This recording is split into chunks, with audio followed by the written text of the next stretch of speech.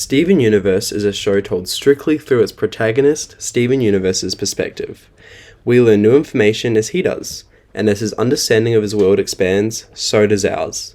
That format of storytelling, combined with the show's grueling release schedule, series-long mysteries, and a 6-year run on television, along with a movie and an epilogue series, means that the Steven Universe theory community was crazy.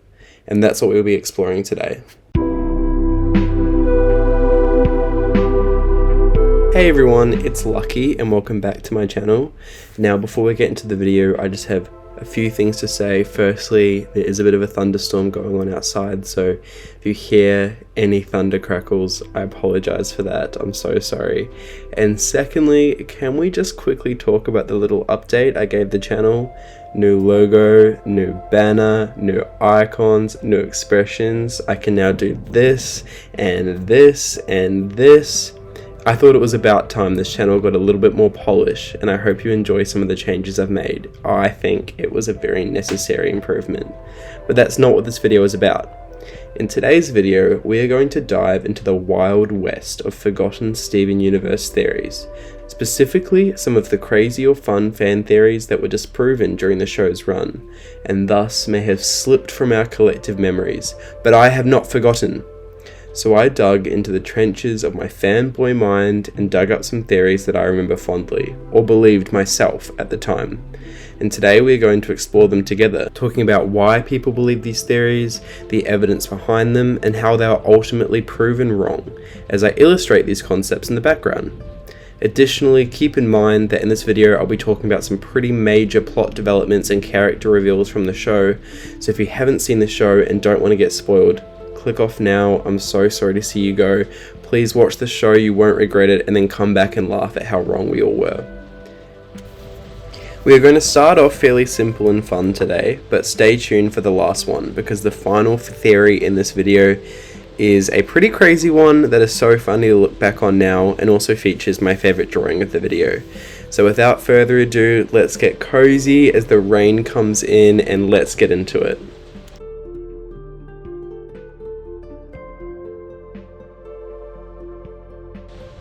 Okay, we're going to start this video off with a nice and simple theory that I wholeheartedly believed at the time, and for quite a comedic reason too.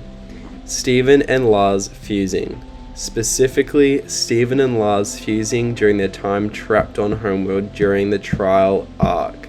So, to set the scene, at this point in the show, Lars was gearing up for some major character development, as seen in the episode The Good Lars, in which Lars battles with his insecurity and his issues with how he is perceived by those around him, specifically the cool kids, ultimately throwing out the ube roll he baked for their potluck and never showing up to their party. Lars's cowardice and fear culminates at the end of the season, where after being abducted by Aquamarine and Topaz along with several other Beach City mainstays, he is unable to save Sadie from Topaz and runs away, hiding in fear, ultimately being left behind on the ship after the rest of the Beach City residents are able to escape to safety. So where were you? I ran and hid Steven like any sensible person would do if they wanted to get trapped on a ship. I don't know, I just don't think this is great for me. I don't want to do it. I want to go home. I can't take the pressure of it. But don't you think any job interview...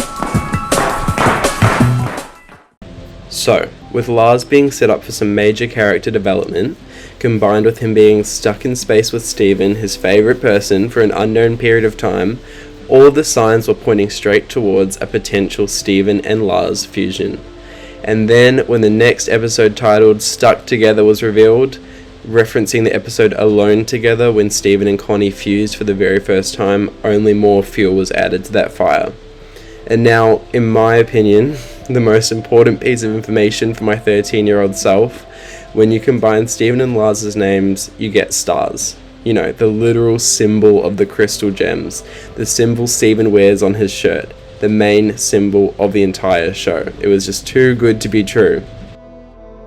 The stars, excuse my pun, were perfectly aligned for this fusion to make an appearance, but alas, it was not meant to be.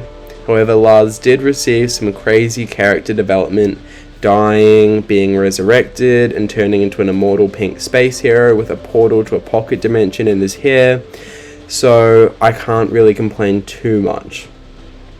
You can see me drawing my interpretation of stars here. I thought it would be a lot more fun to fuse current Lars and Steven instead of them at this point in the show, as their current character designs have a lot more interesting elements to work with, and it was really fun to create this design.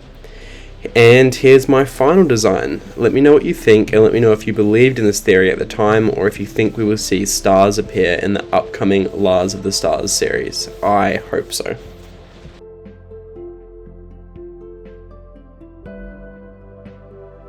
Okay, so things are starting to get a little bit wackier now. We're going to be talking about the theory of Lion being Pink Diamond. Yeah, let's begin. So from the very first hints to her existence, Pink Diamond and her shattering was the biggest mystery that haunted the entire plot of the show. Was she really shattered? Where is she? Who shattered her? Rose? Did Rose really shatter her? Is she in the chest in Lion's mane? Is she Rose Quartz?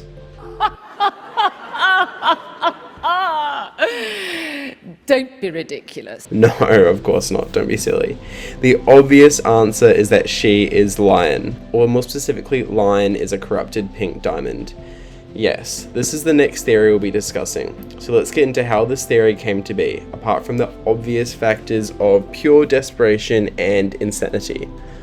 So while I remember this theory, I didn't remember a lot of the key points, so I did some research. This video by It's Rebecca Rose was very helpful, along with this Reddit post by Broken Ace 255. All of the posts I referenced in this video will be linked in the description below. But really, the main genesis of this theory is the mystery surrounding the origins of Steven's strange pink lion, and the mystery surrounding the whereabouts of Pink Diamond.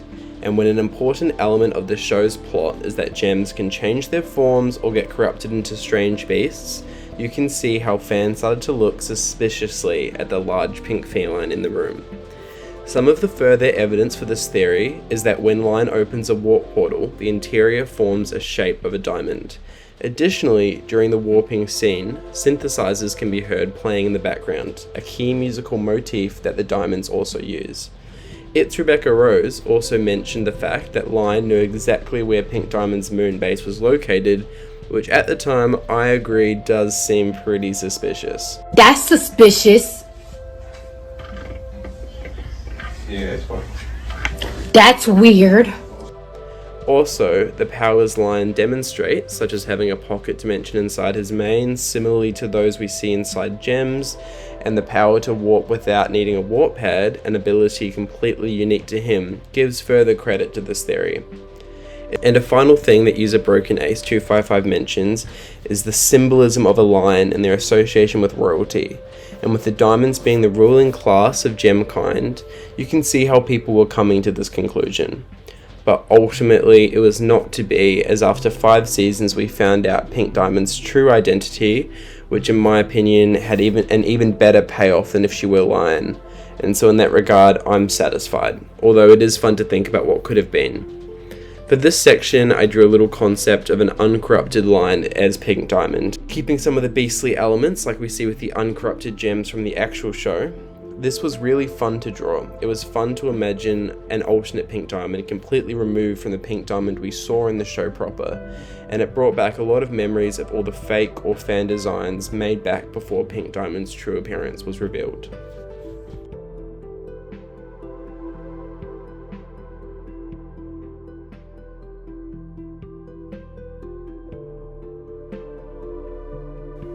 Now for our final theory. It's definitely the craziest one, but it was also one that I thought to be very plausible at the time. And that is the theory that White Diamond was a robot. Well, a real robot, even more of a robot than a gem already is. So let's discuss how this theory came to be. Now let me remind you of White Diamond's first reveal in the episode Legs from Here to Homeworld. Pink! There you are. Hello, Starlight. You certainly gave everyone a scare. They're all just thrilled to see you safe and sound. First of all, so hype, But secondly, fans could not help but notice how odd her introduction was. Now, I wasn't able to find a lot of people discussing this theory, probably because of the shorter period of time between White Diamond's first appearance and the conclusion of the show. But I remember this theory fondly, and I even remember sketching possible designs of a robot White Diamond all the way back when this episode first aired. So I'll tell you what I remember. So, as I was saying, White Diamond's first appearance was extremely odd and ominous. From her broken pearl, I wonder how that happened, that spoke with White's voice instead of her own, to her depiction in the episode with strange speaking mannerisms, a giant form, her massive arms outstretched and completely unmoving, to the point where she was literally drawn into the background of the scene, unlike any character we've seen before. Her strange depiction and the mystery surrounding her, as well as the other diamonds mentioning that she no longer leaves Homeworld, led fans to believe that this form of White Diamond was potentially an extremely advanced robot or mech suit, being piloted by the real White Diamond inside or from another location. And now that I think about it, that's pretty funny. White Diamond being inside a White Diamond mech piloting a second White Diamond mech. Mechception. I think where this theory took off was just the mystery and potential surrounding what this could mean for the series. White Diamond was the ultimate gem, a perfection personified, and Pink Diamond's parallel in the hierarchy. And with Pink also being small and imperfect compared to the other diamonds, the idea of White, the mysterious supreme leader of Gemkind, also being flawed in some way led to a lot of interesting story potential. Perhaps, as the first diamond, she had also been flawed in some way, or she had somehow been damaged. Maybe the creation of Homeworld and Gem Society had spread her too thin, leading her form to decay. Or maybe just her immense age had caused her form to falter in some way, so she had to construct a shell to keep up the image of perfection. There were lots of very interesting possibilities that were all proven wrong upon her subsequent appearances. No, she can move. She's completely able to act like a semi-normal gem. She's just really freaky. What perfect timing, Stephen. I've just gotten back from my latest charitable escapade. I've been going from planet to planet, giving voice to the little gem. I drew the scene to imagine an alternate timeline where White's mech malfunctions, revealing her true form inside. This drawing is in a bit of a different style compared to my other ones because Procreate dropped their new brushes right as I sat down to make it, and I ended up getting a bit carried away. But here's my final drawing, baby White Diamond inside her broken mech. I hope you like it, and I hope the change in style isn't too jarring for you. I just, couldn't put those Procreate watercolor brushes down, and I also thought this concept and scene lended itself to a little bit more of a cinematic style. So yeah, let me know what you think of this drawing. It's so funny to look back on all of these theories now, with the show being well and truly finalized, for now at least. It brings me so much nostalgia to put myself back in a time when these mysteries were still unsolved, and I had a lot of fun imagining alternate paths for the show to take. I hope you enjoyed this video. Let me know if you believed in any of these theories as the show was airing, or if there are any forgotten theories you look back on fondly. Who knows, maybe I could make a part 2. Hopefully with the release of Lars of the Stars, the Steven Universe conspiracy theorists will jump back into action, and I can't wait to see what they and the show come up with next. So again, thank you so much for watching. I'm so grateful to have you here spending this time with me. And if you enjoyed the video and want to see more, please like and subscribe. Anyway, I'll see you in the next one. Bye!